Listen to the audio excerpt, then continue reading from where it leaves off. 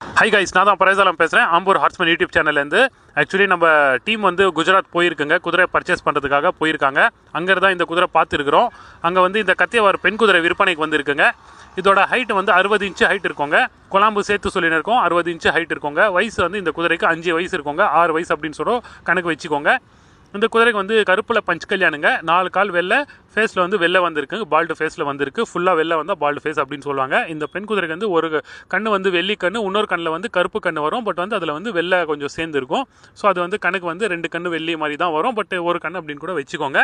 அப்புறம் பாருங்கள், வாலில் கூட வந்து வெள்ளை வந்திருக்கிறனால குதிரை வந்து பார்க்குறதுக்கு ரொம்ப நல்லா அழகாக இருக்குங்க. இந்த பெண் குதிரை வந்து செனையெல்லாம் இல்லைங்க, எம்டியாக தாங்க இருக்குது. இந்த குதிரைக்கு வந்து வண்டி பழக்கம் எல்லாம் இல்லைங்க, ஏர் சவாரி மட்டும் தான். துருஸ்லலாம் வந்து ரொம்ப நல்லா அருமையாக போகுது பாருங்கள்.